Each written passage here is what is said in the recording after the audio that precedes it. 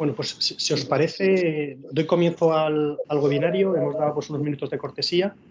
En primer lugar, bueno, muchas gracias a todos por aceptar participar en este webinario que sabéis que organizamos como Eleva.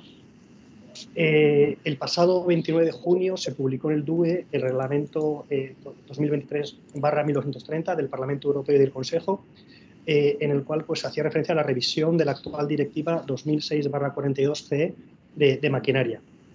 Aunque la entrada en vigor fue el 19 de julio, la mayoría de las disposiciones serán aplicables a partir de enero del 2027.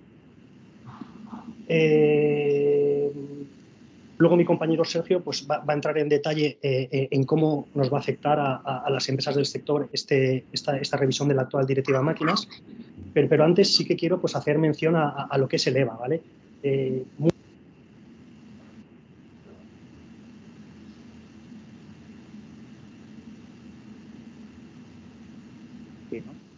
¿Se ha cortado o soy yo? Jorge, el micro lo tienes apagado. Sí, es que se enciende y se apaga solo, no sé qué está ocurriendo. Bueno, continúo.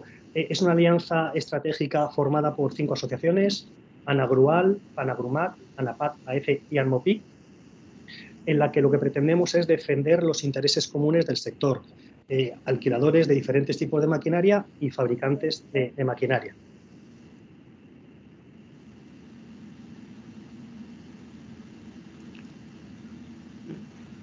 El micro, Jorge.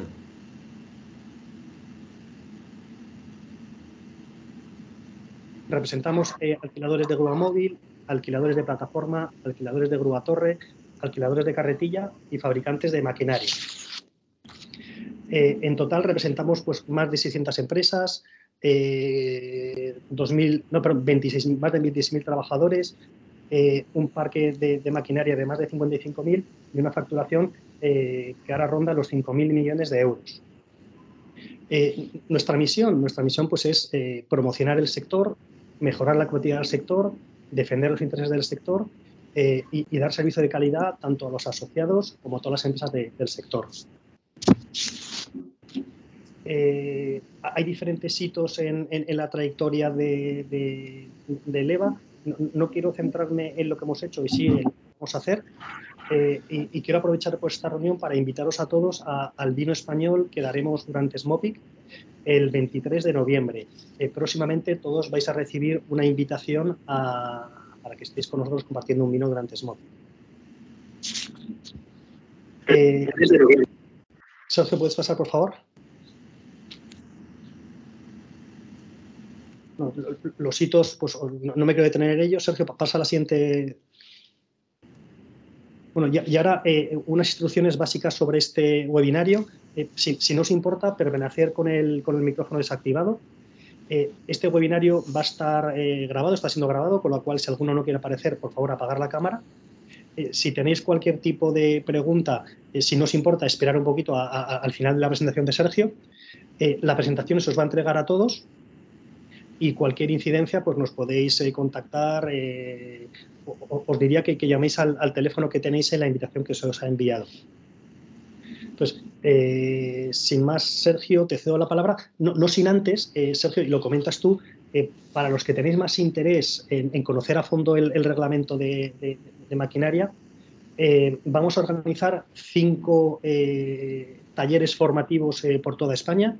El primero de ellos tendrá lugar en Zaragoza, en Itainova. Realizaremos otro en Bilbao, en Tecnalia, otro en Madrid, en UNE, otro en Barcelona, en Bonfiglioli y el último en Murcia, en CETECON. Con lo cual, para más información podéis contactarnos a nosotros o a las asociaciones de EVA. Gracias, Sergio. Te cedo la palabra. Gracias, Jorge. Bienvenidos a todos. Daros las gracias por asistir hoy a este webinario que organizamos dentro de la Semana del Alquiler. Estamos ya casi 100 asistentes, con lo cual veo que despierta un interés no solamente en los fabricantes, sino también en la figura del alquilador, por conocer el nuevo reglamento de máquinas. Hoy tenemos 1 hora, más o menos, dejaremos un coloquio al final.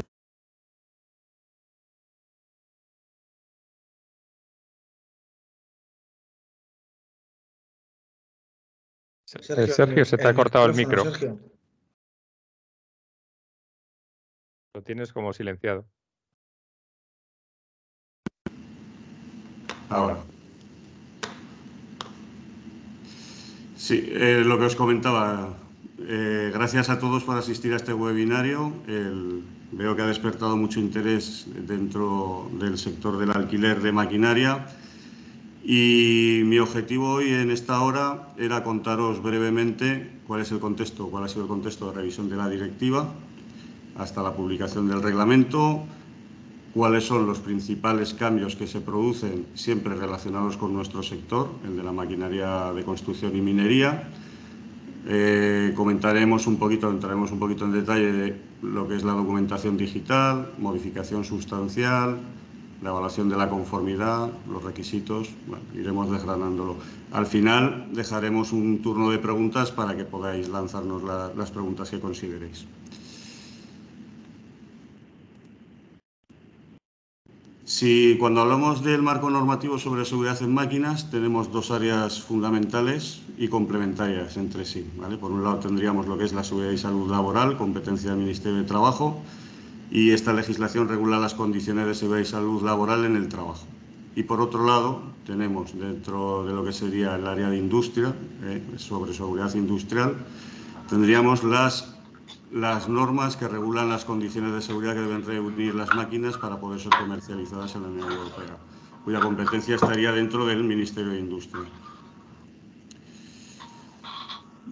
Si nos centramos en lo que son las obligaciones del empleador, ¿vale? Los empleadores están obligados a poner a disposición de sus trabajadores máquinas que sean técnicamente seguras, que es lo que nos dice la normativa de prevención, que los empleadores deberán utilizar únicamente máquinas que satisfagan los requisitos de seguridad mínimos que vienen en el anexo 1 del Real Decreto 1215. Son condiciones técnicas mínimas de seguridad, así como cualquier disposición legal o reglamentaria que les sea de aplicación. En este caso sería el marcado C y más concretamente en el caso que nos ocupa hoy lo que sería la Directiva de Máquinas o el nuevo Reglamento de Máquinas.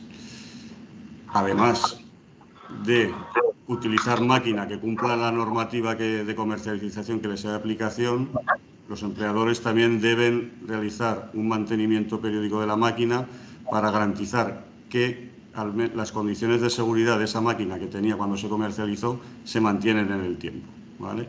Y también instalarlo correctamente de acuerdo con las instrucciones del fabricante, siempre para garantizar que esa seguridad que tenía la máquina cuando salía de fábrica se sigue manteniendo. Ya os he dicho, las máquinas tienen que cumplir la normativa de comercialización que le fuera aplicable en la fecha en la que fue comercializada. La Directiva 2006/42C es la principal pieza de legislación que regula la seguridad en maquinaria. Esta directiva persigue un doble objetivo. Por un lado, garantizar la libre circulación de máquinas dentro de la Unión Europea y, por otro, establecer una serie de requisitos esenciales de seguridad que garanticen un nivel mínimo de seguridad para la protección de las personas, ¿vale? Especialmente trabajadores, pero también consumidores.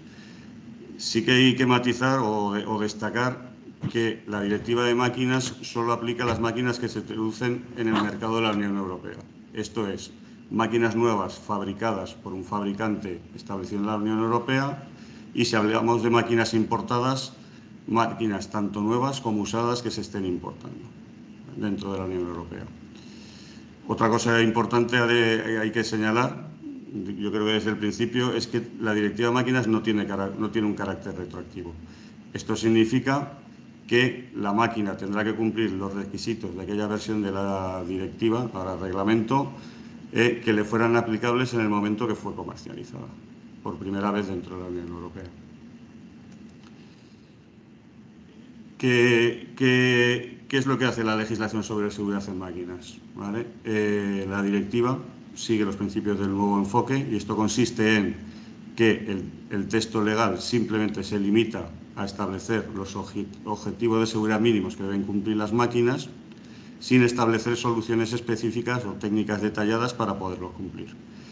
Nosotros, como fabricantes, lo que tenemos que hacer, o tenemos una herramienta fundamental, son las normas que se conocen como normas armonizadas europeas, ¿vale? Estas normas proporcionan soluciones técnicas detalladas a los fabricantes para cumplir los requisitos de la directiva. Los requisitos de la directiva son obligaciones legales, las especificaciones que vienen en las normas son de aplicación voluntaria, pero las normas nos van a establecer el nivel mínimo de seguridad y salud que se puede esperar en una determinada máquina teniendo en cuenta el estado actual de la técnica. Ahí os pongo cuál ha sido la cronología de la directiva de máquinas, ¿vale?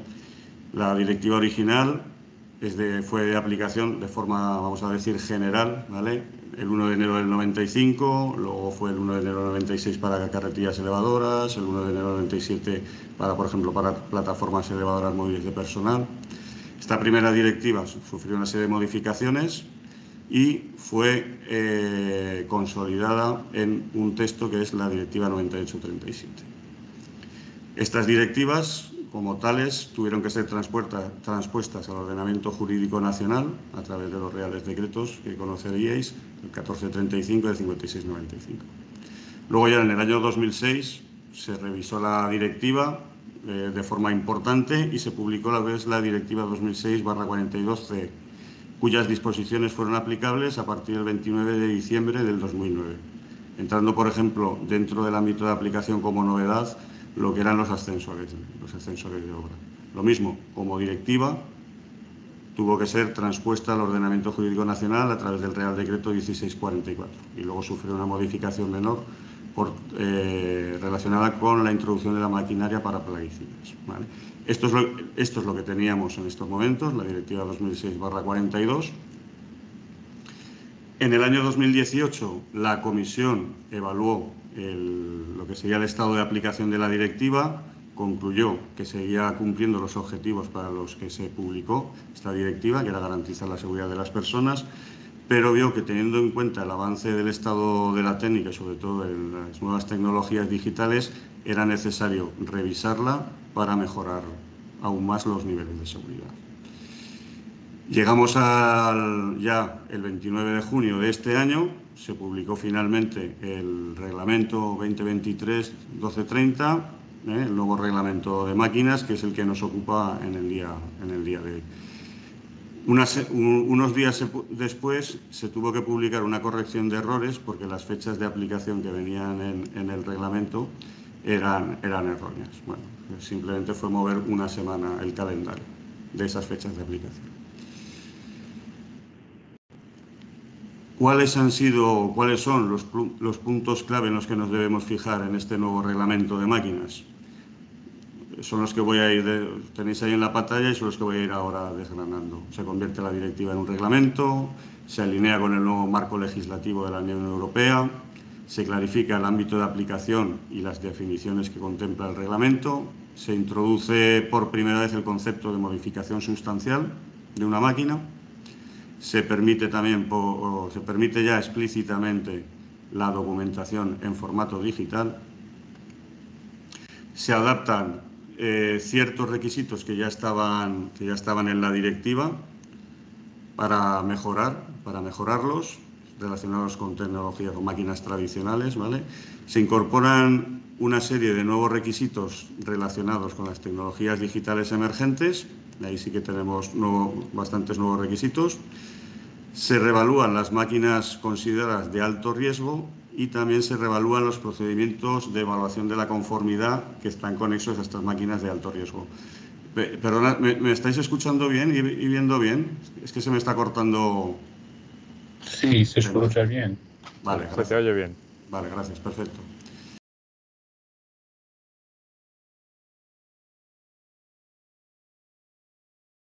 Justo ahora se te ha quitado el micro. Sergio. Te vemos ralentizado, pero se te ha quitado el micro. Vale. Si es que estoy con dos pantallas y cuando se va el micro tengo que ir a la otra. Vale, pues lo que decía, el primer punto principal, ¿vale? Se convierte la directiva en un reglamento. Aquí ya me habéis dejado alguna pregunta en el formulario de qué pasaba con la transposición, etcétera. Bueno, las directivas se tienen que transponer, cada Estado miembro la tiene que transponer a su ordenamiento jurídico nacional, ya os he dicho antes, en España a través de los reales decretos que os he mencionado. ¿vale? Sin embargo, la Comisión había observado que en esta transposición se estaban cometiendo errores o fallos de interpretación por algunos Estados miembros, lo que dificulta la libre circulación de máquinas. Además, había Estados miembros que transponían bastante tarde lo que era la directiva. Entonces, se ha considerado lo más oportuno publicar esta revisión en forma de reglamento y no de directiva. ¿Esto qué supone? Pues que el reglamento no es necesario transponerlo. Un reglamento europeo es de aplicación directa en todos los Estados miembros de la Unión Europea, por lo cual ya no vamos a hablar de reales decretos y ya solamente vamos a hablar del nuevo reglamento de máquinas. Esto también a los fabricantes que exportamos nos facilita, porque en vez de tener que estar con 26 textos legales, ya nos vamos a centrar únicamente en lo que sería el reglamento de máquinas.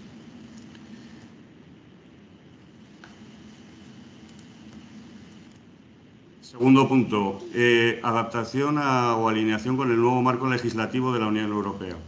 Aunque la directiva máquinas era una directiva de nuevo enfoque, se había quedado atrás en lo que era armonizar con otras legislaciones.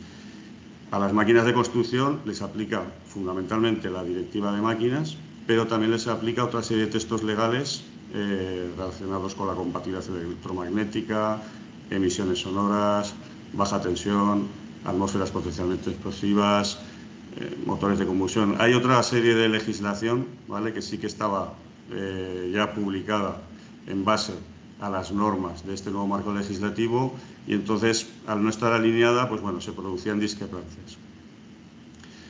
Al alinear el reglamento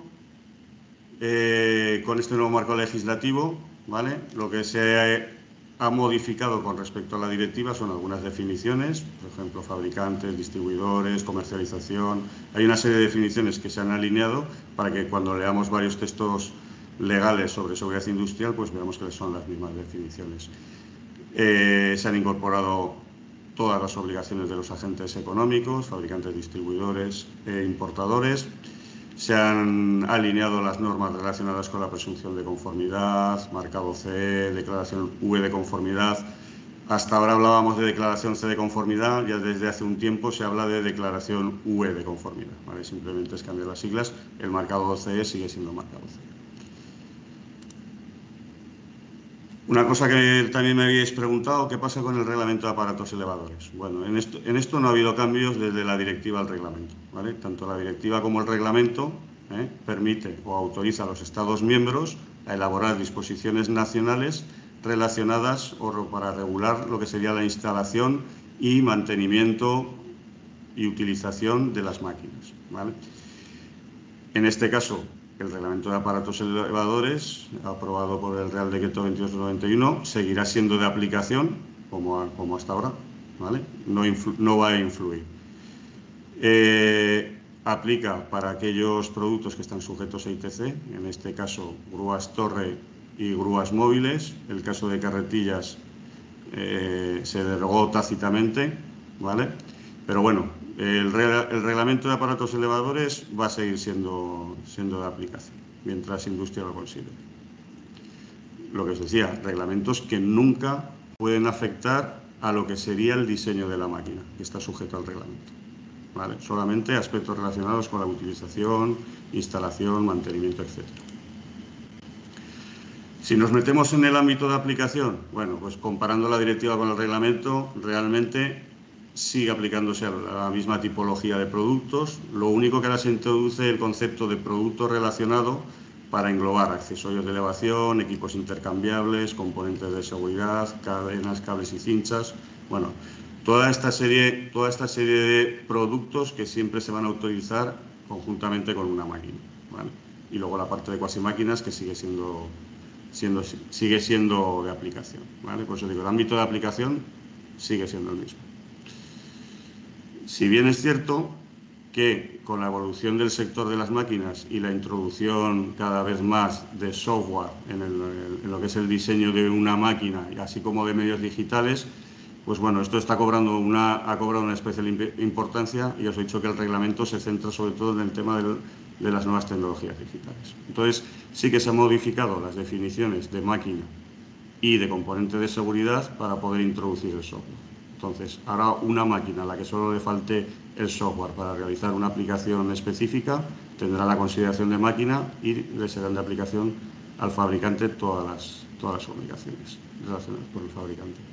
En el caso del componente de seguridad, la definición hasta ahora solamente contemplaba lo que eran medios físicos, ¿vale? Y ahora ya se introduce que también un componente de seguridad puede ser un software que realice funciones de seguridad.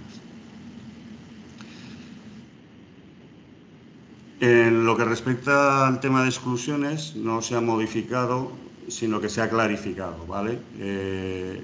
Vehículos, el reglamento de máquinas solamente se centra en la seguridad de la función de la máquina, ¿vale? No en aspectos relacionados con la circulación por vía pública, con aspectos relacionados con la seguridad vial, ¿vale? Esto quedaría fuera, que creo que también me habéis preguntado. Todos aquellos aspectos o requisitos relacionados con la seguridad vial quedan fuera, ¿vale? Ahí estaríamos hablando del Reglamento General de Vehículos, en el caso de España, del Real Decreto de Homologación, ¿vale? En este caso, sí que os digo que a nivel europeo se está trabajando en armonizar los requisitos de los Estados miembros para que se apliquen a las máquinas móviles no de carretera que circulan por vía pública. Pero bueno, hay una propuesta de la Comisión, estamos trabajando en ella, ahora se está revisando tanto por el Parlamento Europeo como por el Consejo, y bueno, yo creo que de aquí a un par de años ya tendremos ese reglamento que contemplará los requisitos de seguridad relacionados con la circulación por carretera.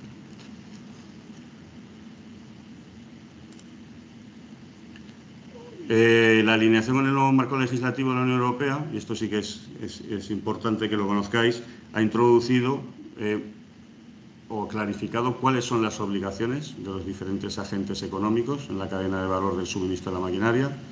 El reglamento se centra en fabricantes, importadores y distribuidores, ¿vale? No hay obligaciones para usuarios, bueno, luego matizar un poquito, no hay obligaciones para alquiladores, ¿vale? Aquellos alquiladores que seáis también distribuidores, pues tendréis que contemplar esas obligaciones que hasta ahora en la Directiva de Máquinas no venían como tales para distribuidores, se asumían, pero no estaban reflejadas explícitamente. Ahora sí, ¿vale? Las obligaciones, ¿cómo se reparten? Pues en función del puesto que se ocupa en la cadena de valor. Está claro que las obligaciones para fabricantes van a ser muchísimo mayores, ya que son los que controlan el diseño y fabricación de la máquina. Para importadores serán menores y para distribuidores menores todavía, ¿vale? Sí que, además de estas tres figuras que os he dicho, o tres agentes económicos, en algunos casos las obligaciones de un fabricante pueden ser aplicables a una persona, ¿vale? Por ejemplo, a una persona que realiza una modificación sustancial de la máquina, que luego entraré a ver qué es una definición.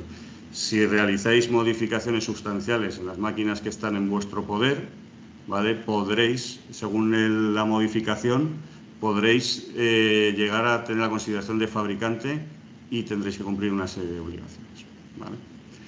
Aquellos que distribuyen con su propia marca, bajo su propia marca o nombre, una máquina, ¿vale? También tienen la consideración de fabricante, a efectos de la directiva. Un distribuidor normal no tiene la consideración de fabricante y solamente le serán las obligaciones de distribuidor. Bueno, ahí tenéis cuáles son un resumen de las obligaciones de los fabricantes. Sí que me gustaría, como novedad en el reglamento respecto a las obligaciones que ya teníamos como fabricantes, se introducen dos importantes. Una sería mantener un registro de reclamaciones relacionadas con la conformidad de las máquinas, ¿vale? Y luego estaría lo que es la trazabilidad. Desde el Ministerio de Industria se nos va a pedir que exista una trazabilidad de la máquina a quien se la has vendido, ¿vale? Con tus clientes, ¿vale? Esto nos lo puede pedir el Ministerio o nos lo pedirá el Ministerio cuando sea de aplicación el reglamento. En el caso de importadores, pues ya os he dicho, son unas obligaciones más laxas, ¿vale? Es asegurarse de que el fabricante original de la máquina cumple las disposiciones del reglamento y en caso de que no las cumpliera las tendrá que cumplir el propio importador, ¿vale? Se tiene que asegurar de que esa máquina vaya acompañada de instrucciones, declaración 9 de conformidad, lleve correctamente los marcados, etcétera. Y en este caso debe asegurarse de que las condiciones de almacenamiento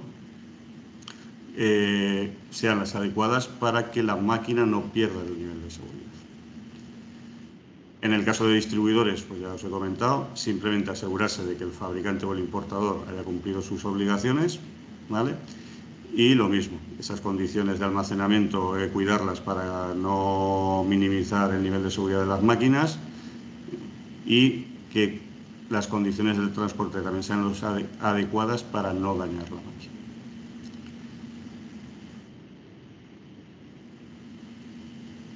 Os he comentado que una posibilidad de que os pueda afectar el nuevo reglamento de máquinas es que realicéis una modificación sustancial. Se ha incorporado la definición dentro del reglamento, se han incorporado una serie de obligaciones relacionadas con la modificación sustancial. A pesar de ello, sigue habiendo un debate entre los Estados miembros sobre esta definición que os pongo aquí, ¿vale? Entonces, seguramente nos va a llevar el tener que interpretar y dentro de la guía de aplicación, pues bueno, definir un poquito mejor. Para mí está claro, pero bueno, es modificación sustancial, es cualquier modificación que se realice sobre una máquina puesta en servicio, que no sea autorizada por el fabricante, que pueda ser por medios físicos o por medios digitales, ¿vale? Pues puede ser cambiar un software a una máquina para que realice otra serie de funciones. Ya digo, que no hayan sido previstas o planificadas por el fabricante y fundamental, que afecte a la seguridad de la máquina, introduciendo nuevos peligros o aumentando niveles de riesgo que tenía la máquina, ¿vale? Y esto conlleva que este aumento de esta incorporación de peligros o aumento del nivel de riesgo, ¿vale? Sea necesario adoptar medidas de protección. Medidas de protección sobre la máquina. O sea, ahí pues lo pone: resguardos, dispositivos de protección, temas relacionados con la estabilidad de la máquina o la resistencia mecánica, ¿vale? Entonces, en el caso de que una persona realice una modificación sustancial de la máquina, teniendo en cuenta esta definición, ¿vale? Introduciendo nuevos peligros o generando o aumentando el nivel de riesgo, ¿vale? Le será de aplicación. Queda excluido de modificación sustancial cualquier operación de reparación y mantenimiento que no afecte a la conformidad de la máquina. El cambiar un repuesto por otro, aunque no sea el original del fabricante, bueno, mientras no afecte a los requisitos esenciales de salud de esa máquina, no se considerarán modificaciones sustanciales. Ya he dicho, toda persona física o jurídica que lleve a cabo una modificación sustancial tendrá la consideración de fabricante y estará sujeta a las mismas obligaciones que un fabricante, ¿vale? La persona que lleve a cabo esa modificación deberá asegurarse de que la máquina modificada cumpla los requisitos que le sean aplicables, introduciendo aquellas medidas de protección que le sean necesarias, y también deberá aplicar los procedimientos de evaluación de la conformidad que sean necesarios en función de la categoría de la máquina. Este modificador sustancial no tiene que evaluar, hacer una evaluación de riesgos de toda la máquina. Solamente se tendrá que centrar en aquellas partes que haya modificado, siempre que no afecte a la seguridad en conjunto de la máquina, ¿vale? Y tendrá que emitir una nueva declaración UE de conformidad haciendo referencia a que es una máquina modificada. Esto afecta a usuarios profesionales que son los que estamos hoy aquí, ¿vale? Si un consumidor, un usuario no profesional decide modificar la máquina en su casa para, no sé, por cualquier razón, ¿vale? En este caso no le sería de aplicación. Esto lo que sería modificación sustancial, que ya os digo que es un tema muy importante y que deberéis tener en cuenta, ¿vale? Además de conocer cuáles son las obligaciones de los fabricantes y qué es lo que les debéis pedir y que os debéis asegurar de que estén cumpliendo, el tema de modificación sustancial también os podría afectar. Uno de los temas más destacados es el tema del formato digital de las instrucciones, ¿vale? Hasta ahora la directiva realmente no te decía que las instrucciones tuvieran que estar en formato papel, ¿vale? Esto venía en la guía de aplicación. Pero para que se consideraba que las instrucciones de seguridad de una máquina debían estar en formato papel por si acaso un usuario no tenía los medios electrónicos necesarios para poder consultar esas instrucciones de uso. Bueno, pues ahora en el nuevo reglamento ya se permite que los fabricantes puedan entregar o proporcionar la documentación en formato digital, ¿vale? Eso sí, tiene que cumplir una serie de condiciones que son las que os pongo ahí.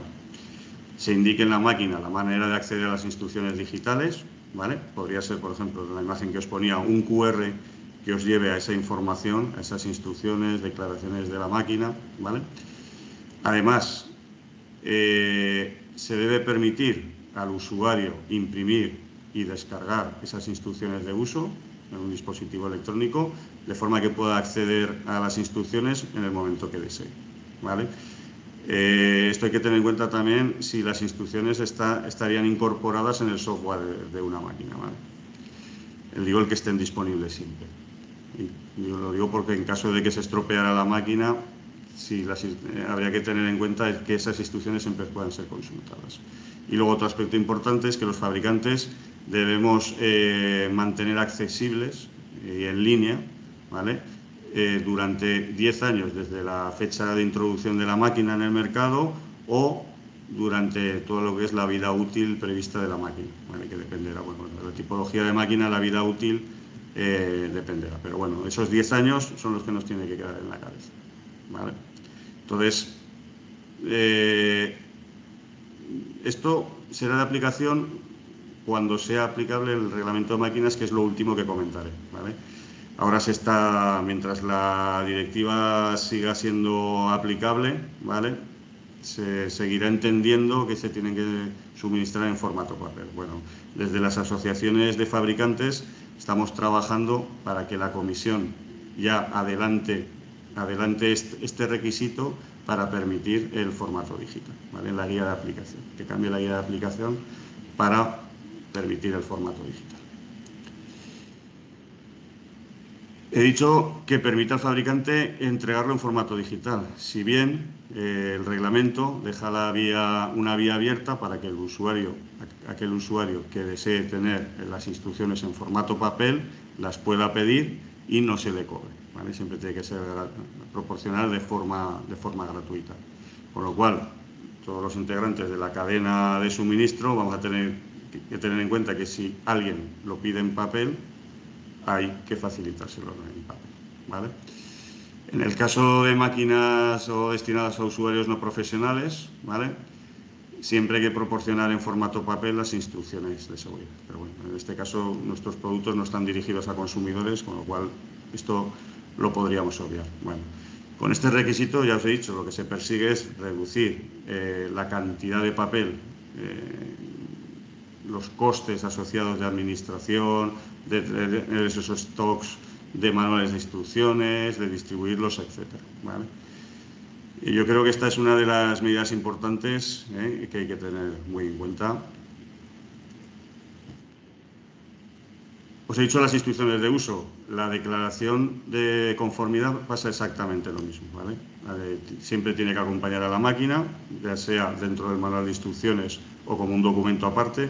Bueno, pues en este caso también se permite al fabricante facilitarla en formato digital, siempre, pues como os he dicho, a lo mejor con ese QR que lleve a poder consultar la declaración. Y lo mismo, pues tiene que estar disponible, accesible para cualquiera que lo quiera consultar esos 10 años, desde la fecha de comercialización o durante la vida útil prevista de la máquina.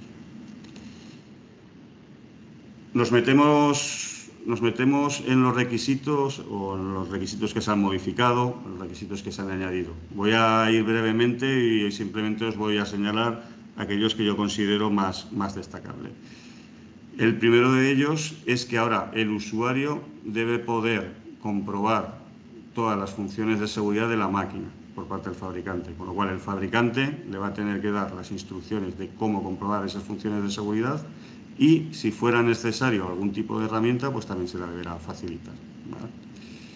Esto lo mismo, es un objetivo mínimo de seguridad que ahora en las normas de producto es donde se tendrá que desarrollar cómo cumplir este requisito, ¿vale? Otro requisito importante es que en aquellas máquinas en las que tenga que acceder un trabajador, ya sea por limpieza, mantenimiento, etcétera, y se pueda quedar atrapado, el fabricante debe tener en cuenta que es necesario rescatar a ese trabajador si pasa algo, de forma temprana y segura. Con lo cual, en su evaluación de riesgos, el fabricante lo va a tener que tener en cuenta, ¿vale? Y luego pues derivarán las instrucciones cómo poder rescatar de forma adecuada y segura a un trabajador.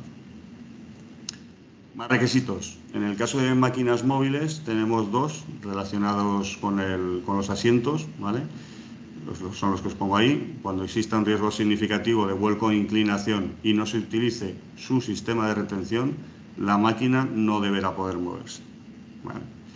Por otro lado, se debe colocar una señal visual y sonora en el puesto de conducción que alerte al conductor cuando éste se encuentre en el puesto de conducción y no esté utilizando el sistema de retención. Bueno, esto es asimilable a los vehículos que conducimos, ¿vale? Bueno, pues estos dos requisitos, ¿vale?, serán aplicables a cuando el conductor no esté utilizando el sistema de retención, ya sea un cinturón de seguridad, un brazo o otro tipo de sistema de retención que haya previsto el fabricante de la máquina. Y ya lo digo en máquinas móviles. Nuevo requisito complementario para máquinas móviles. Este está relacionado con el contacto con líneas eléctricas aéreas, que hasta ahora no se contemplaba en lo que era la directiva, ¿vale? En el reglamento ahora lo que se establece es que en función de la altura, las máquinas que puedan entrar en contacto con una línea eléctrica aérea, el fabricante lo deberá tener en cuenta para introducir aquellos dispositivos de seguridad que impidan ese contacto, ¿vale? Puede ser que sea, dependiendo del nivel tecnológico de la máquina, puede ser que tú puedas limitar el alcance del movimiento de un brazo, sabiendo que tienes una línea eléctrica aérea, pues para evitar que tú puedas levantar el brazo mucho y contactar, ¿vale? Si no se puede evitar el riesgo de contacto, pues bueno, habrá que diseñarse, fabricarse y equiparse de manera que todos estos peligros de índole eléctrica se eviten. Nuevamente lo que os digo, este es un requisito muy general, como podéis comprobar, ¿vale? Objetivo, no entrar en contacto con la línea eléctrica aérea, diseñar la máquina para evitarlo, minimizarlo y, si no es posible, evitarlo de forma total. Bueno, pues en las normas armonizadas de productos, bueno, pueden ser de grúas móviles, puede ser de plataformas elevadoras móviles de personal, puede ser de maquinaria para el movimiento de tierras, es donde se adaptará este requisito y se establecerán especificaciones para su cumplimiento. Hasta ahora está siendo también un punto de debate ¿vale? El interpretar qué es lo que está pensando el legislador. En el caso de instrucciones de uso, pues bueno, se han añadido una serie de contenidos mínimos que tienen que tener, por ejemplo, más información sobre las vibraciones que se transmiten a los operadores. Hablamos ya no solamente de vibraciones mano-brazo y de cuerpo entero, sino también choques que pueda sufrir el trabajador.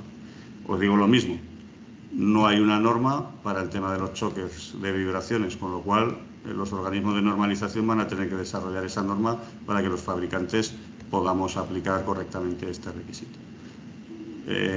Hay que proporcionar más información sobre las emisiones de sustancias peligrosas, si es necesario algún dispositivo de captación, filtrado o descarga. Bueno, pues esto es lo que habrá que ir añadiendo en los manuales de instrucciones de aquellas máquinas que les aplique. Y ahora ya os he dicho que el mayor objetivo del reglamento era abordar los riesgos relacionados con las nuevas tecnologías digitales que se incorporarán en la máquina. Bueno, el software es una de las mayores razones para revisar estos requisitos. Software que realice funciones de seguridad. Cada vez hay mayor software que realiza funciones de seguridad y que impide poner en peligro a un trabajador. Bueno, se han modificado una serie de requisitos, ¿vale?, relacionados con la seguridad y fiabilidad de los sistemas de mando, de forma que cualquier problema en la máquina nunca pueda llevar a exponer a un peligro a los trabajadores. Siempre que haya un fallo en la máquina se quede en condiciones de seguridad. Y sobre todo también lo que la comisión tenía en mente es el tema de la trazabilidad de la seguridad de la máquina. Las diferentes actualizaciones de software que se pueden ir haciendo que no afecten al nivel de seguridad de la máquina, ¿vale? Por eso, a nosotros como fabricantes lo que nos implica es que vamos a tener que registrar el código fuente, llevar un histórico de las versiones que se vayan actualizando, Si se trata de software no evolutivo de autoaprendizaje, pues bueno, ir registrando esas versiones de software de seguridad, ¿vale? Conservando los datos que se generan durante al menos 5 años. Si hablamos de software evolutivo, que la máquina incorpore ese software que pueda ir modificando sus condiciones sin la intervención humana, en ese caso ese es más restrictivo, se tiene que grabar toda esa serie de datos y que estén relacionados con las tomas de decisiones en materia de seguridad. Bueno, ahí dices conservación de un año. Estas obligaciones son para nosotros como fabricante, pero bueno, es importante que lo tengáis en cuenta porque de cara a todas esas actualizaciones de software que se puedan producir en vuestras máquinas por parte del fabricante, va a tener que haber un registro de cara a que cuando exista un accidente se pueda investigar si una de las causas ha sido una modificación incorrecta del software. Otro aspecto importante son las máquinas conectadas y la ciberseguridad. En este caso, cuando hablamos de ciberseguridad, nos vamos a referir a que pueda afectar a la seguridad de la máquina, no al robo de información de datos personales, no al robo de datos de las máquinas, ¿vale? Solamente que afecten a la seguridad de las personas, ¿vale? Puede ser 2 ejemplos. Que alguien, pues tenemos una máquina que tiene funciones automatizadas y alguien hackea la máquina y puede hacerse con el mando de esa máquina, bueno, pues, y afectar a la seguridad. Ese sería un ejemplo que persigue el nuevo reglamento. Otro sería, por ejemplo, pues si tenemos una instalación, una planta de áridos, una planta de hormigón, que alguien pueda hackear el sistema y pueda desactivar alarmas de seguridad que hay instaladas, de forma que se pueda producir una explosión, un accidente, etc. Entonces, por poneros el ejemplo en los que se va a centrar el reglamento de máquinas, ¿vale? Entonces, como fabricantes tenemos que diseñar los sistemas de mando para evitar que puedan ser hackeados por un tercero, ¿vale? Para generar una situación peligrosa. Cualquier dispositivo de IoT, etcétera, que se pueda conectar a la máquina no debe afectar ni producir situaciones peligrosas. Tanto los componentes de hardware como los de software deben estar lo suficientemente protegidos como para que no puedan ser dañados, ya sea de forma intencionada o no intencionada, por un tercero, ¿vale? Y cualquier intervención que se pueda producir en el software de una máquina, pues debe guardarse un registro. Este también está en línea, estos requisitos están en línea con el reglamento de ciberseguridad, de forma que si un producto, un dispositivo IoT ya cumple ese reglamento de ciberseguridad, bueno, pues se entenderá que estaría cumpliendo los aspectos de ciberseguridad del reglamento de máquinas. Al principio, cuando se publicó la propuesta de reglamento, se hablaba mucho de inteligencia artificial, se relacionaba con el futuro reglamento de inteligencia artificial. Al final eso se ha dejado de lado y solamente se centra en aplicaciones de comportamiento autoevolutivo, ¿vale?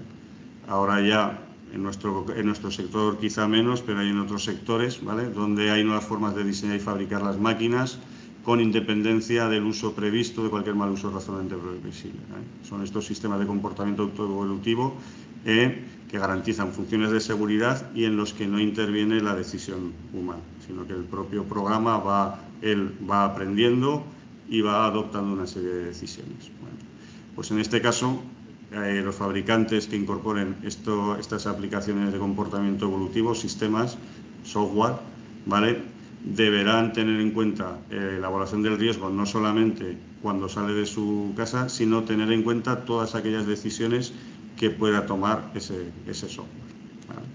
Estamos muy lejos, yo creo que estamos muy lejos todavía en nuestro sector, pero bueno, la reglamentación ya está yendo un paso por delante. Algo que sí que ya empezamos a ver cada vez más son los prototipos de máquinas móviles autónomas. Pues, bueno, el reglamento también introduce una serie de nuevos requisitos, ¿vale?, relacionados con la seguridad de estas máquinas móviles autónomas, ¿vale? Lo que establece el reglamento es que siempre tiene que haber una función de supervisión de este modo autónomo que solo permita acciones de puesta en marcha, parada, moverla a una distancia determinada, ponerla en condiciones de seguridad, ¿vale? Siempre tiene que haber una supervisión del funcionamiento de estas máquinas autónomas. Va a tener que haber una estación de supervisión, bueno, y alguien que esté revisando que el sistema funciona correctamente. El sistema de mando debe diseñarse para desempeñar por sí mismo las funciones de seguridad, ¿vale? Aunque esté la función de supervisión remota. Ya digo que cualquier fallo en la máquina siempre se va a tener que quedar en condiciones de seguridad. El movimiento de este tipo de máquinas debe tener en cuenta los riesgos relacionados con la zona en la que está destinada a moverse y trabajar, si hay obstáculos, si hay un recorrido, o sea, hay que establecer una serie de trayectorias predeterminadas para que la máquina se pueda mover de un punto al otro. Bueno, pues todo esto hay que tenerlo, el fabricante lo debe tener en cuenta. Y luego lo mismo que os decía, un fallo en el sistema de dirección nunca puede tener un impacto en lo que sería la seguridad de la máquina.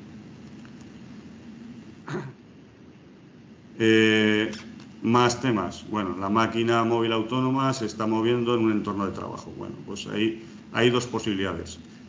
Que la máquina se desplace y trabaje en una zona acotada, dotada de un sistema de protección periférico que incluya resguardos o dispositivos de protección, donde no entren las personas humanas y no exista ese riesgo de atropello, colisión, etc. Si no está en una zona acotada en la que puedan entrar trabajadores y exponerse a un peligro, pues en este caso las máquinas móviles autónomas deberán estar equipadas con dispositivos de detección de obstáculos, ¿vale? Que en caso de detectar a una persona, ¿vale?, puedan frenar, desacelerar, esquivar a esa persona, esquivar a ese obstáculo, ¿vale? Tenemos esas dos posibilidades. En principio lo que más estamos viendo, quizá en minería, es más trabajar en zonas acotadas, donde no acceden trabajadores, pero bueno, tema de túneles, en construcciones donde implique más riesgos para los trabajadores, pues bueno, será donde vayamos avanzando. Ya digo que ya cada vez vamos viendo más prototipos, dumpers, pequeños, compactadores, bueno, ahí yo creo que estamos en esa línea. Y luego, claro, pues bueno, las instrucciones de uso deberán especificar las características de los desplazamientos previstos, las zonas de trabajo y las zonas de peligro, para que los que la utilicen puedan adoptar esas medidas de seguridad. También introduce requisitos relacionados con los robots colaborativos, ¿vale?, con la interacción humana-máquina, ¿vale?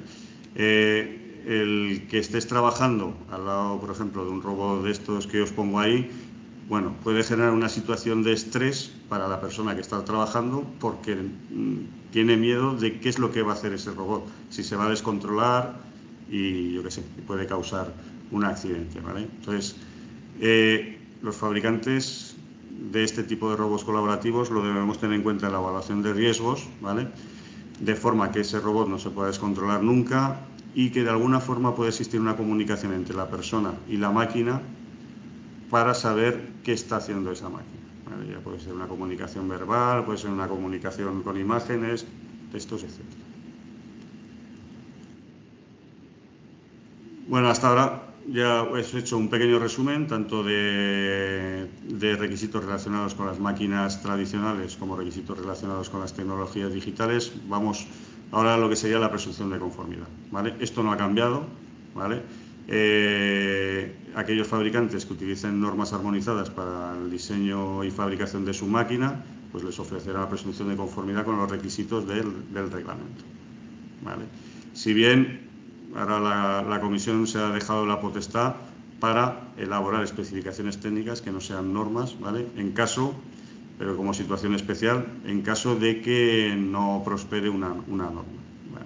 Esto va a ser menor, será en casos muy concretos o máquinas muy específicas donde no exista un cuerpo normativo como es el nuestro. Que nosotros tenemos normas para aburrir, normas de producto, para las tipologías de producto, ¿vale?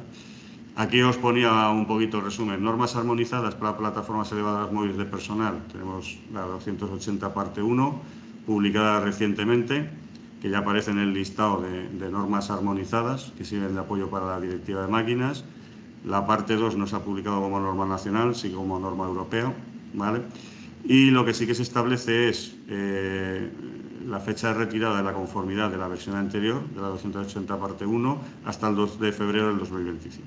Entonces, Los fabricantes de plataformas elevadoras móviles de personal, hasta ese 2 de febrero de 2025 podemos seguir fabricando y comercializando con la versión del 2015 de la norma 280 o ya coger la nueva. Al final esto sí que es un periodo transitorio en el que el fabricante puede decidir o tiene este periodo de tiempo para adaptarse o adaptar sus productos a los requisitos de la nueva norma, ¿vale?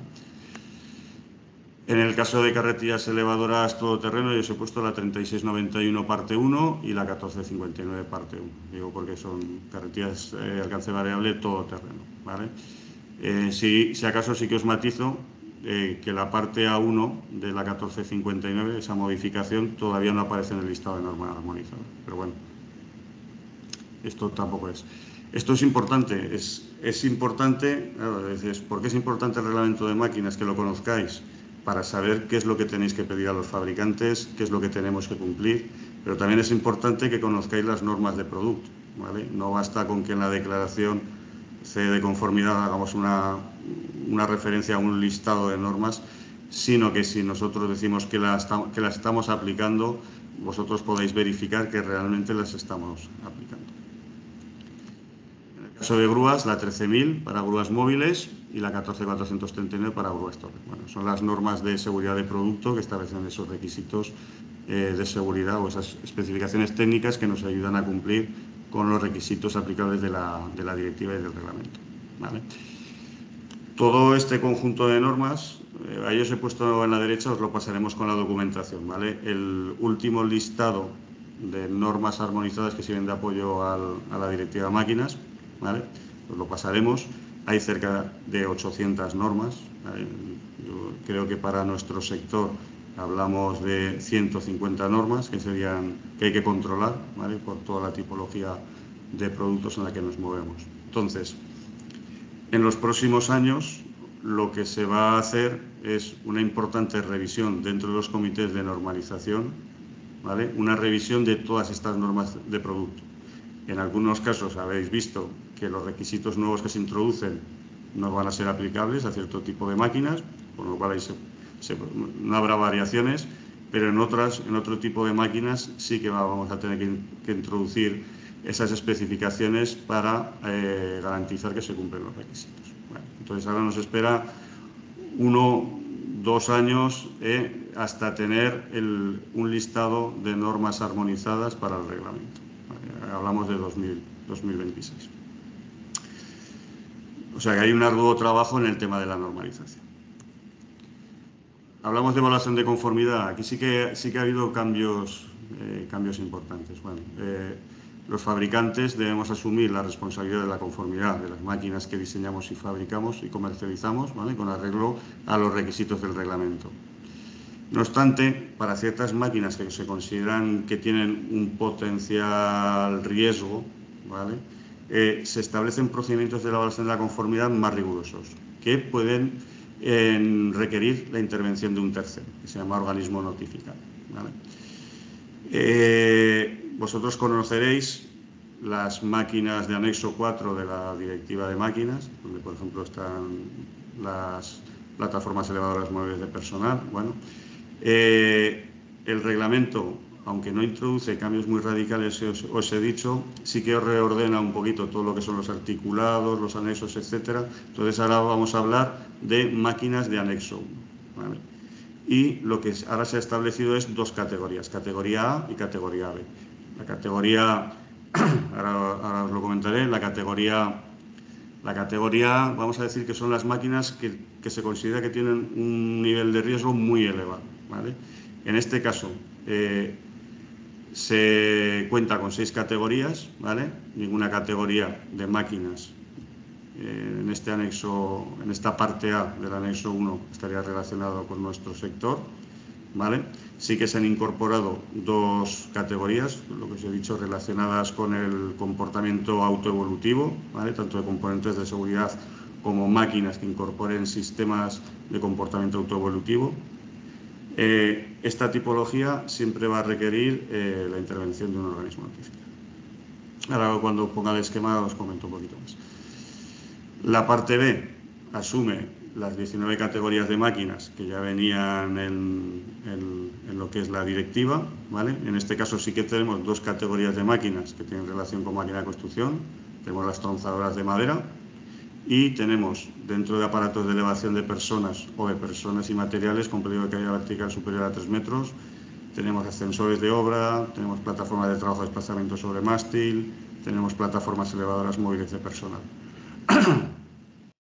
Con lo cual sí que tenemos que tener en cuenta esta clasificación, esta nueva clasificación. Hasta ahora la clasificación se ha mantenido desde el 2006, ni se han incorporado productos, ni se ha modificado, ni han entrado ni salido, ¿vale? Ahora sí que lo que pretende la comisión es que este anexo sea vivo, que entren máquinas, que máquinas puedan pasar de una categoría B a una categoría A, que puedan salir del anexo, que puedan entrar nuevas máquinas en función de qué, pues de estudios de accidentabilidad que pueda haber sobre las máquinas, de si no existen normas de producto que cubran todos los requisitos de seguridad de esas máquinas. Entonces, aquí os pongo este esquema, ¿vale? La mayoría de las máquinas no estarían incluidas en el anexo 1, podemos hablar de grúas torre, podemos hablar de grúas móviles, la evaluación de conformidad siempre será autocertificado. Si entramos, lo que decía, anexo 1, si está en la parte A, pues siempre va a ser un procedimiento de evaluación de la conformidad, puede ser un examen C de tipo, seguramente la calidad total. Bueno, la cuestión es que siempre va a requerir que intervenga un organismo notificado para certificar la conformidad de la máquina. Si nos vamos a las del grupo B, que ya os he dicho, por ejemplo, las plataformas elevadoras móviles de personal, aquí lo que se permite, y por eso no ha habido un cambio, porque en la propuesta sí que se cambiaba, pero en el reglamento se ha quedado igual que estaba en la directiva. Es decir, si el fabricante aplica normas armonizadas completas para el diseño y fabricación de una máquina de grupo B, ¿vale?, puede elegir entre lo mismo, ir a los procedimientos que requiere el organismo notificado o autocertificado a través del control interno de la producción, ¿vale? Pero en ese caso, en la declaración de conformidad está obligado a hacer referencia a que cumple esas normas de producto, ¿vale?, para poder liberarse de lo que sería la intervención de un organismo notificado. Ya por último, lo he dejado para el final, a lo mejor tenía que haber empezado por ahí, es la entrada en vigor y la aplicación del reglamento, ¿vale? Ya os he dicho, el reglamento se publicó en junio, ha entrado en vigor el 19 de junio del 2023, sin embargo, el grueso del reglamento será aplicable a partir del 20 de enero del 2027, fecha en la que quedará derogada oficialmente la actual directiva de máquinas, 2006/42. Algunos me habéis preguntado, no existe un periodo transitorio, ¿vale?, en el que la directiva y el reglamento estén en vigor al mismo tiempo, ¿vale? Hasta el 19 de enero del 2027 estará en vigor la directiva de máquinas y a partir del 20 de enero estará en vigor el reglamento de máquinas. Más que un periodo transitorio, lo que hablamos es de un periodo de adaptación, donde los fabricantes tenemos 42 meses para revisar el reglamento de máquinas y ver si tenemos que adaptarnos a los nuevos requisitos. Ya os he dicho, hablamos del 2027. Yo creo que el primer listado de normas armonizadas para el reglamento lo tendremos a principios del 2026. O sea, es decir, queda trabajo todavía, ¿vale? Y sí que puede generar, como ya lo hizo en su día, el conflicto con la aplicación de la directiva 2006/42, es qué pasa con una máquina que se comercializa el 19 de enero, pero no estoy seguro si va a ser el 19 de enero o el 20 de enero, ¿vale? Si la máquina ya se ha comercializado por primera vez antes del 20 de enero, no habría problema, ¿vale?, porque la normativa de máquinas aplicaría a la primera comercialización, ¿vale?, con lo cual seguiría siendo válido que a partir del 21 de enero una máquina que esté en la cadena de distribución haga referencia a la directiva de máquinas. Sin embargo, si la tenemos en stock el fabricante y no sabemos si la vendemos el 19 o el 21 de enero, ahí lo que sí que en su día se permitió, imagino que saldrá cuando salgan criterios de interpretación, y se permite hacer referencia tanto a la directiva como al reglamento, pero siempre asegurando de que tiene que cumplir el reglamento, ¿vale? Entonces, ya os digo, desde un punto de vista formal, en una declaración UE de conformidad nunca podrá aparecer la referencia al nuevo reglamento de máquinas hasta el 20 de enero del 2027. Y ya con esto es lo que os quería comentar hoy, ¿vale? Ya digo que tenemos 2 años, casi 3 años para fabricantes trabajar a nivel de normalización, trabajar para adaptar nuestras máquinas a los nuevos requisitos, y veremos cómo va a ir evolucionando en el tema del software, el tema de la automatización, no solamente de la máquina como tal, sino también de funciones que puedan realizarse de forma autónoma. La incorporación del Machine Learning a máquinas que lleven temas de software. Bueno, ahí es un poquito. Solo tenía 1 hora, creo que me he excedido un poquito, ¿vale? Ahí tenéis mis datos de contacto. Os he querido hacer un breve resumen para que veáis qué cosas os puede afectar. Y ahora ya, si queréis, creo que he respondido a aquellos que me habéis dejado las preguntas a través del formulario de inscripción. Creo que a través de la presentación os he respondido, pero bueno, si sentiros libres ahora de preguntar lo que consideréis.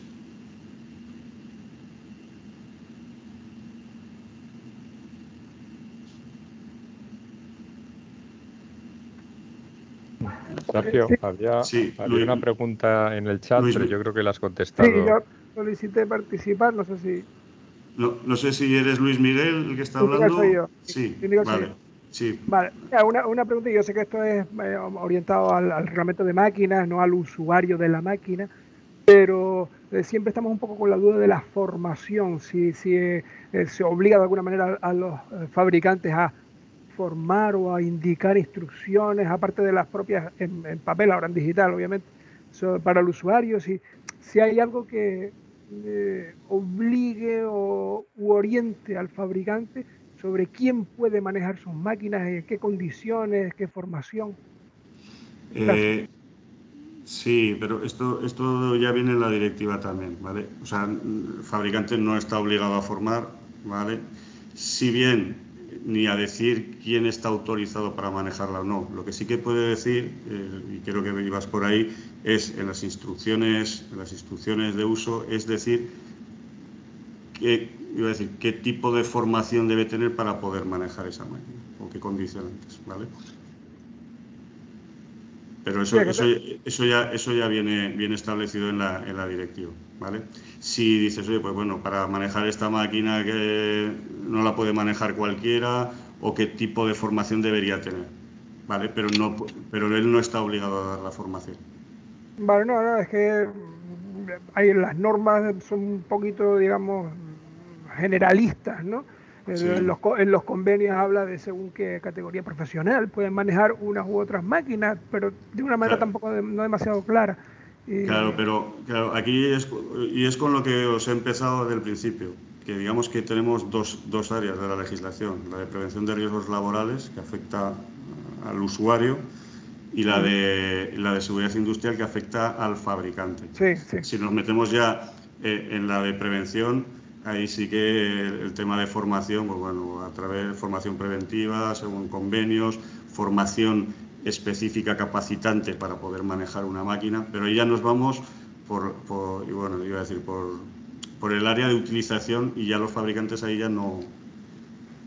Ya, lo que siempre ha estado por lo menos en mi cabeza es que quién mejor que el fabricante para indicar medidas de seguridad. Entonces, en la medida de lo posible, siempre se ha ido al fabricante o a su representante para que trate de formar sobre la máquina, ¿no? Así un poco la idea. Exacto, Pero... sí, es formación sobre la utilización de la máquina, que no formación preventiva, en este caso, la que estás comentando como fabricante. Vale. Bueno, y ahora por si especificaba algo más, por si comentaba algo más, pues digo que en general parece todo muy generalista. No, claro, piensa que el reglamento al final establece requisitos mínimos. Entonces, en el caso de las instrucciones de uso también hace lo mismo. O sea, indica el uso previsto y el mal uso razonablemente previsible que tú puedas tener en cuenta para establecer una serie de prohibiciones. recomendar la utilización de equipos de protección individual, si crees que no has reducido suficientemente los riesgos y el tema de la formación también. Normal. Está aquí el Sergio este y el Bien, Alfonso bien. dando una chapa. Bueno, alguien se ha colado por ahí. Sí. Vale. Vale. Roberto, me parece que tenías... Sí, buenos días, se me oye, ¿no? Sí. Yo tenía una pregunta, bueno, tengo varias preguntas, pero la primera que quería hacer era en torno a los elementos de seguridad, ¿no? Y la inclusión del software como elementos de seguridad en la nueva normativa. Entiendo lógicamente que esto es un aspecto discrecional del fabricante a la hora de decir o interpretar que un software determinado o no, o una funcionalidad, vamos a llamarlo de tipo software o no, es un elemento de seguridad de la maquinaria, ¿no? ¿Y por qué mi pregunta a qué va dirigida? Mi pregunta va dirigida a lo que es la interrelación que cada vez está más de moda entre las baterías de litio, de ion litio, con la maquinaria y la comunicación entre el centro de inteligencia o de control de la máquina y el BMS de la batería de ion litio.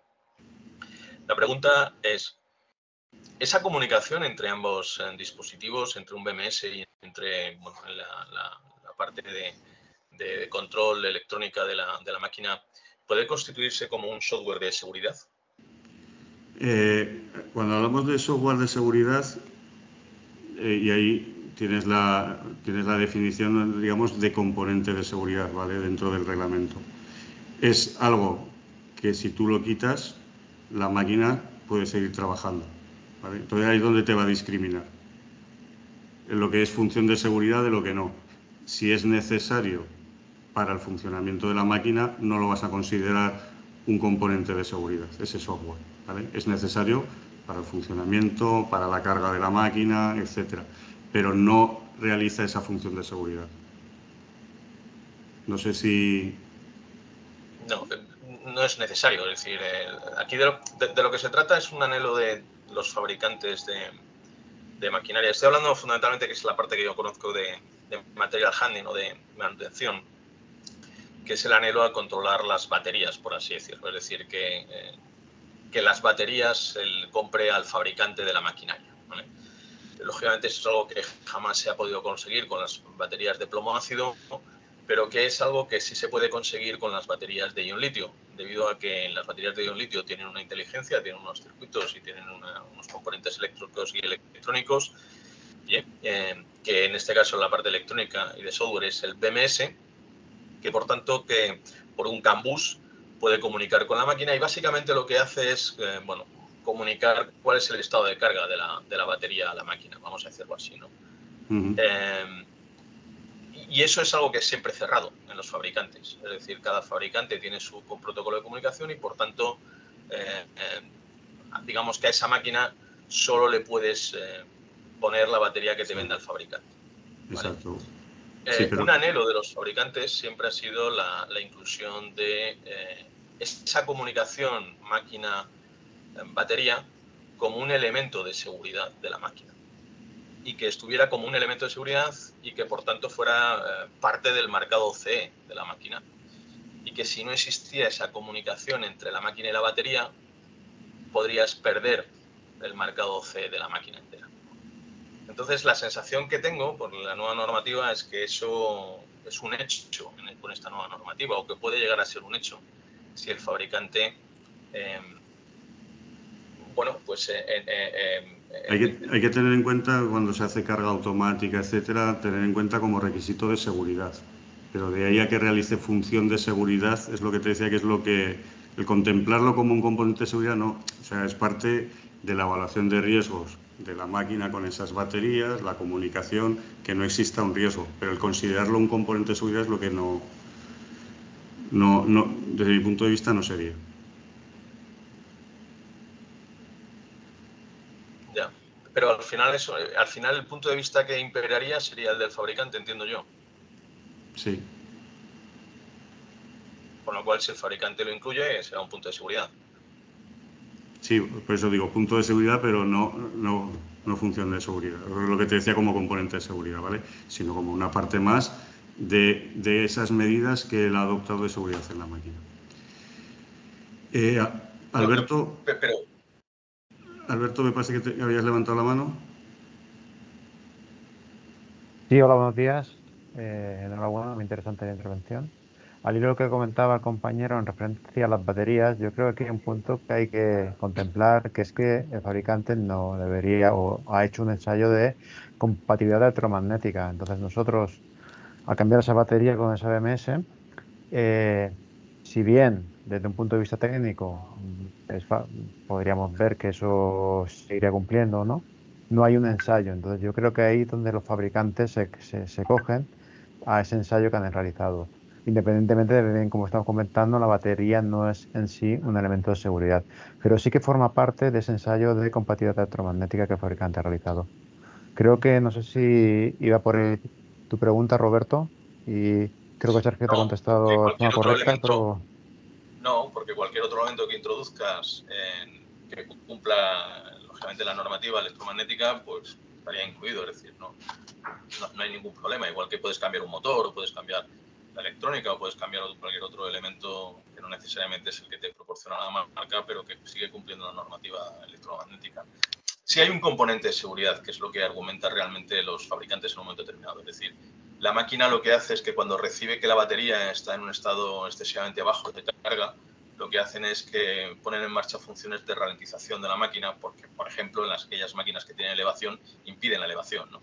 Entonces, esa es la parte en la que normalmente el fabricante se querrá escudar a la hora de introducir bueno, pues una relación unívoca entre máquina y batería, ¿no? Cosa que jamás han podido hacer hasta el momento, porque las máquinas de plomo ácido, las máquinas que tienen baterías de plomo ácido no han podido, lógicamente, tener ese tipo de comunicación, ¿no? Y entonces, bueno, pues lo establecen como un elemento de seguridad. Insisto, hasta el momento, mi pregunta es si de facto se puede hacer, porque sé que los fabricantes de maquinaria pues están detrás de eso. Sé que los fabricantes de maquinaria lo comentan y lo han comentado muchos concesionarios que no pueden ser utilizada otra batería aparte de la suya, pero hasta el momento nunca ha estado reflejado en un marcado CE. La pregunta era, en este momento podría estar reflejado en un marcado CE y por lo tanto podrían quitar el marcado CE si no se pone la batería que ellos vendan. Es que lo que te decía, depende de la evaluación de riesgos del fabricante que haga. Si solamente su máquina puede funcionar con ese tipo de batería, él te va a decir que la conformidad se acaba cuando tú pones otro tipo de batería, ¿vale? Entonces habrá que ver si realmente influye en la seguridad de la máquina el utilizar una batería o la otra. Sergio, en el chat tienes también varias preguntas. Perdona.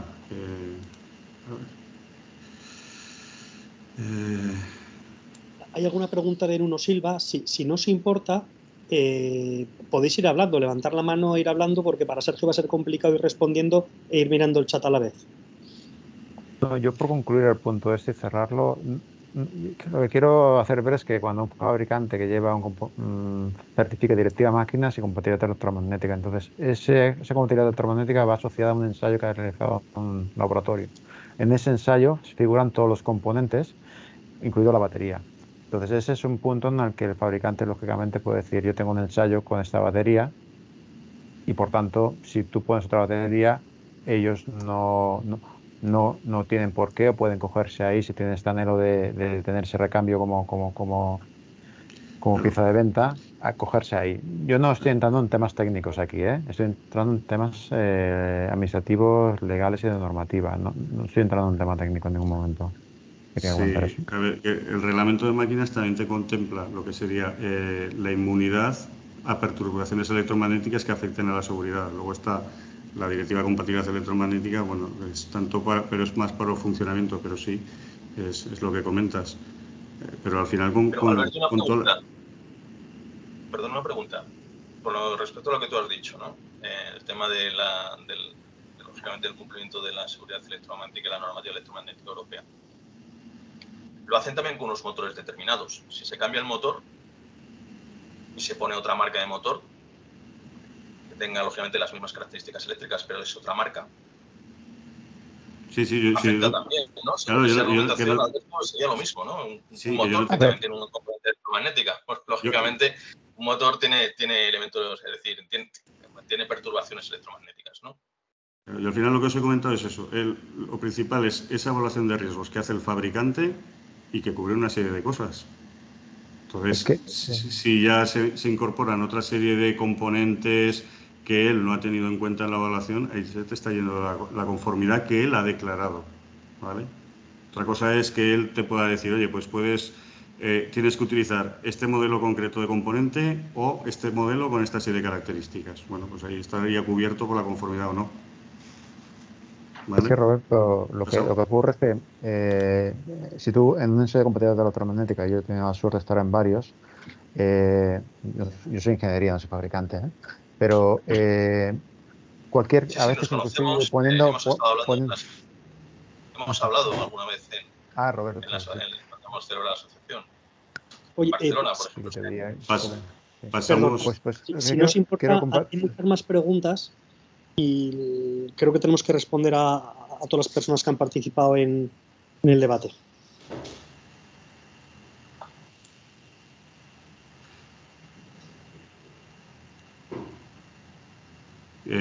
¿Respondo a algunas de las que habéis dejado en el chat o no?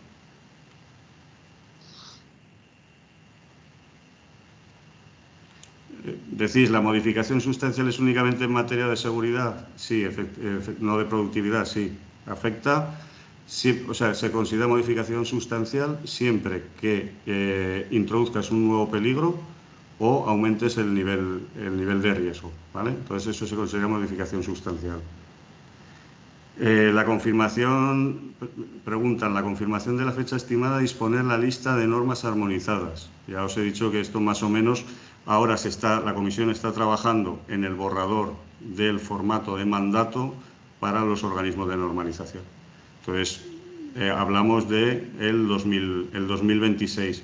Estaban barajando también si hacer una mezcla con la directiva o no. Se sacará un listado específico para el reglamento, con aquellas normas que ya se hayan publicado. O sea, ahora los organismos de normalización lo que tenemos que hacer es revisar las normas y decir, oye, estas normas ya podrían cumplir también con el reglamento.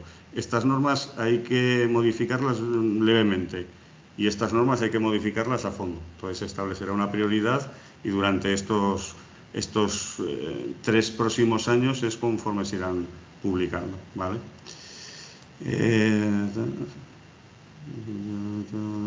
¿Está definido el perfil técnico de quien debe realizar control del buen funcionamiento e inspecciones de la máquina?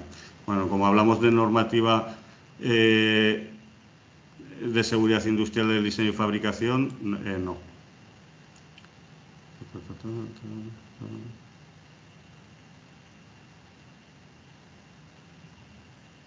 Vale, esta es importante, que a lo mejor no lo he comentado. La incorporación de un sistema de seguridad, ya sea hardware o software, que aumente la seguridad de la máquina con relación a un riesgo determinado, por ejemplo, que haya distinto nivel, se considera una modificación sustancial. Esto es lo que decía, que hay un debate. O sea,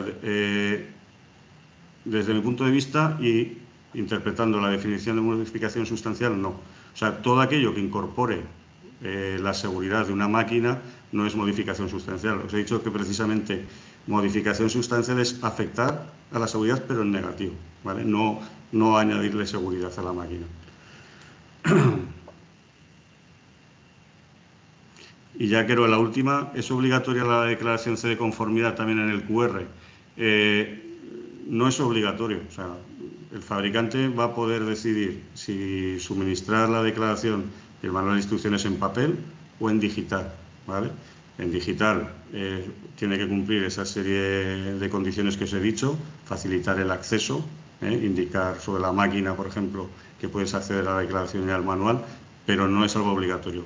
Lo que sí es obligatorio es que si el que compra la máquina quiere el manual y la declaración en papel, se la tendremos que facilitar en papel, ¿vale? Gracias. Vale, pues yo creo que he respondido a todas las que habíais dejado en el chat. No, Sergio, si no te importa, te acabo de colocar una. Mi nombre es Pilar, soy de Open, estoy trabajando en Open.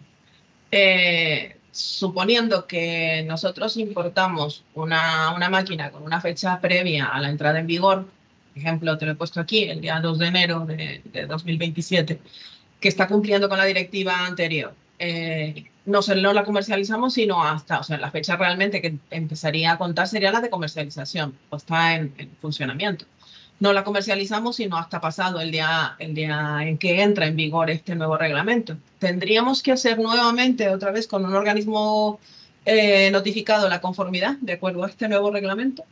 No, yo entiendo que la introducción en el mercado en este caso corresponde cuando sale de la aduana, ¿vale? O sea, Vale, entonces entraría. Si tú lo haces antes del 20 de enero, ya estaría... Tú ya la has importado y ya has hecho esa introducción en el mercado.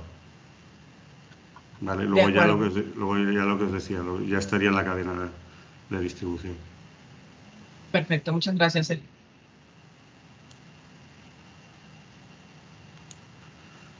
Vale, pues de todas formas ahí teníais mi contacto, ¿vale? Para cualquier cosa que necesitéis. Muchas gracias a todos. Muchas gracias. Gracias a todos. Muchas gracias. Hasta luego, gracias.